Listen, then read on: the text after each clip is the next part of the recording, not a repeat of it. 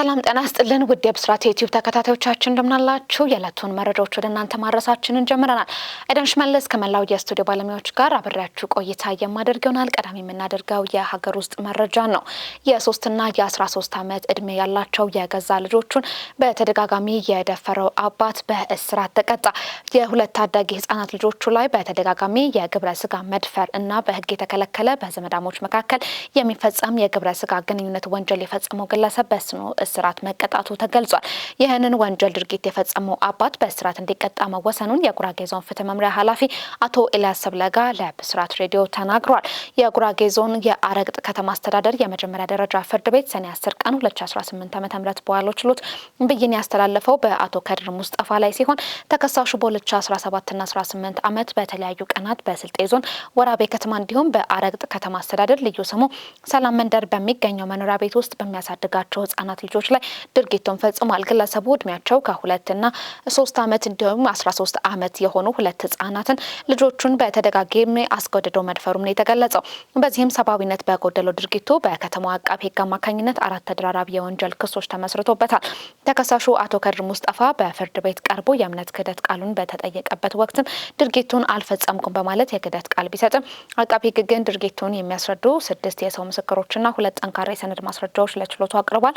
ከቀረቡት የሰነድ ማስረጃዎች መካከልም ከወልቂጤ ዩኒቨርሲቲ ስፔሻላይዝድ ሆስፒታል የተሰጠ የህክምና ማረጋገጫና የተበዳይ ህጻናትና እድሜ የሚገልጽ ሰነድ እንደሚገኙበትም ታውቋል። ችሎቱ የቀረቡትን የአቃቤ ህግ ማስረጃዎችን ከመረመረ በኋላ ተከሳሽ ራሱን እንዲከላከል ብይን የሰጠ ቢሆንም ተከሳሹ ግን የመከላከያ ምስክር የለኝም በማለት ፍርድ ቤቱ በአራቱም ክሶች ላይ የጥፋተኝነት ውሳኔ አስተላልፎበታል። የአረቅት ከተማ አስተዳደር መጀመሪያ ደረጃ ፍርድ ቤት የፌዴራል ጠቅላይ ፍርድ ቤት ባወጣው የቅጣት አወሳሰብ መመሪያ መሰረትም የቅጣት ማክበጃና ማቅለያ ሀሳቦች መዝነው ተከሳሹን በ2 ዓመት ጽኑ እስራት እንዲቀጣ መወሰኑን አቶ ኤልያስ ሰብለጋ ጨምረው ለብስራት ሬዲዮ መናገራቸውን የሰበል አበበ መረጃ አመላክቷል። የቅድመ እርግዝና ክትትል በወሊድ ምክንያት የሚከሰት የእናቶችና ህጻናት ሞት ምጣኔ 60% ይቀንሳል ተባለ። ቀደም ባሉት ጊዜያት እናቶች ወደ ጤና ተቋም የሚሄዱት እርግዝና ከተከሰተ በኋላ ክትትል ለማድረግ እንደሆነ ተገልጿል። አሁን ላይ ግን በርካታ ሴቶች ከትዳር አጋራቸው ጋር በመሆን ልጅ የመውለድ እቅድ በሚኖራቸው ወቅትም የቅድመ እርግዝና ክትትል የማድረግ ልምድን እያዳበሩ ይገኛሉ። ይህም በወሊድ ምክንያት የሚከሰትን ሞት ከ50 እስከ 60% እንደሚቀንስ ጥናቶች መነሻ በማድረግ በአማራ ክልል ጤና ቢሮ የእናቶችና ጤና ባለሙያ የሆኑት ዶክተር ኤርሚያስ አዱኛ ከብስራት ሬዲዮ ጋር ባደረጉት ቆይታ ላይ ገልጸዋል። የቅድመ እርግዝና ክትትል ለእናትየውም ሆነ ለሚወለደው ህፃን በምርመራ የታወቁና ሳይታወቁ የቆዩ ብሎም በእርግዝና ወቅት ሊባባሱ የሚችሉ ህመሞችን አስቀድሞ ለመለየትም ያስችላል ብሏል። ይህም ወዲያውኑ ሕክምና እንዲያገኙ ያስችላሉ ያሉት ዶክተር ኤርሚያስ ያልታከመ የደም ግፊትና የስኳር ህመም በወሊድ ወቅት የሚከሰት የእናቶችና ህፃናት ሞትን ከፍተኛ ድርሻ እንዳለውም ጠቁሟል። የልብ፣ የስኳር፣ የደም ግፊትና የስነ አእምሮ ችግሮችን አስቀድሞ ማከም በወሊድ ምክንያት የሚከሰት ሞትን ህመምን ለመቀነስም ከፍተኛ አስተዋጽኦ እንዳለው ተመላክቷል። በተጨማሪም የቅድመ እርግዝና ክትትል ማድረግ የአመጋገብ ስርዓትን ችግርን ለመቅረፍ እንዲሁም የፎሊክ አሲድ እንክብልን በእርግዝና አስቀድሞ በመውሰድም የሚወለዱ ህጻናትን ከነርቭ ዘንግ ክፍተትና ከሃይድሮሶፋሊስ ተጋላጭነት መከላከል እንደሚቻልም የህክምና ባለሙያዎች ይመክራሉ። ዘገባውን ያደረሰችን መባወርቅነህ ናት። ወደ ውጭ መረጃዎች ስናልፍ ትራምፕ ከብራዚል ምርጫ እጃቸውን እንዲያርቁ የሀገሪቱ ፕሬዝዳንት ሉላ ጠየቁ። የብራዚል ፕሬዝዳንት ሉዊዝ አናሲዮ ሉላ ዳ ሲልቫ ዩናይትድ ስቴትስ በመጪው ጥቅምት ወር በሚካሄደው የሀገራቸው ፕሬዝዳንታዊ ውድድር ውስጥ ጣልቃ እንዳይገቡ አስጠንቅቀዋል። ይህ የፕሬዝዳንቱ አስተያየት የተሰማው ሉላና የአሜሪካ አቻቸው ዶናልድ ትራምፕ የቡድን 7 ጉባኤ ላይ በኢቪያንስ ሌስቢያንስ በፈረንሳይ ተገኝተው ከመከሩ በኋላ ነው። በዜና ኮንፈረንስ ላይ ከ2019 እስከ 2023 ድረስ ብራዚልን እንደ ፕሬዝዳንት የመሩት ከጃይር ቦልሶናሮ ቤተሰብ ጋር ያላቸው ግንኙነት የመቀጠል መብት እንዳላቸው ተናግረዋል። ሉላ እኔ እስከሚገባኝ ድረስ ቦልሶናሮን ልጅን የልጅ ልጅን መውደድን መቀጠል ይችላሉ ብለዋል። ለዚያም ምንም ችግር የለም ሲሉ አክለዋል። ነገር ግን ሉላ ከዚያ በኋላ ቀይ መስመር መመስረቱን በማንሳት በብራዚል ውስጥም ምርጫ ምንም አይነት ጣልቃ ገብነት አያስፈልግም ሲሉ ተደምጠዋል።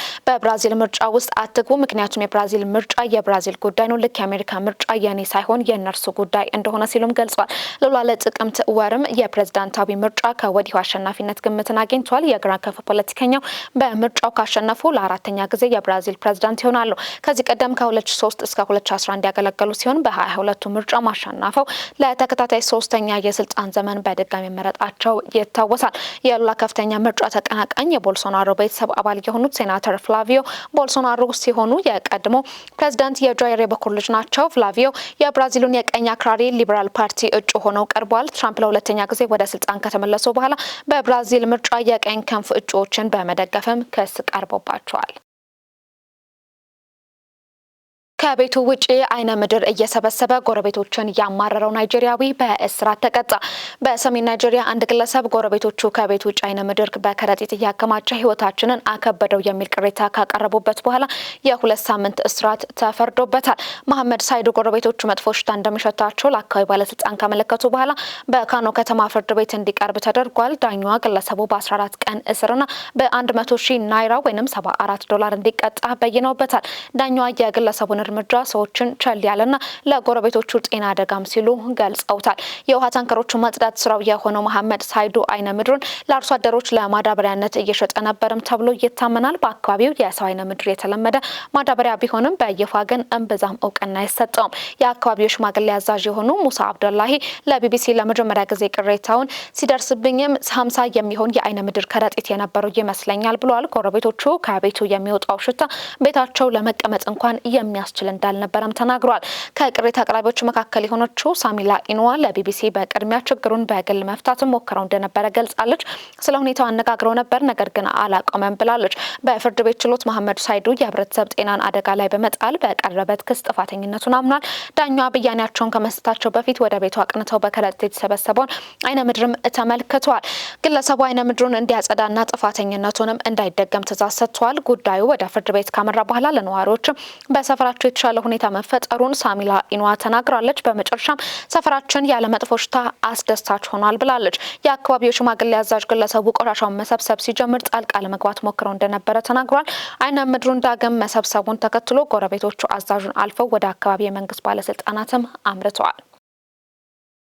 ተመልካቾቻችን ተከታተሉት የነበረው የዕለቱ የዩቲዩብ መረጃዎቻችን እነዚህን ይመስሉ ነበር። ኤደን ሽመለስ ከመላው የስቱዲዮ ባለሙያዎች ጋር አብሬያችሁ ቆይታ አደረኩኝ። የዩቲዩብ ቻናላችንን ላይክ፣ ሰብስክራይብ፣ ሼር በማድረግ ቤተሰብ ይሁኑ። ሰላም።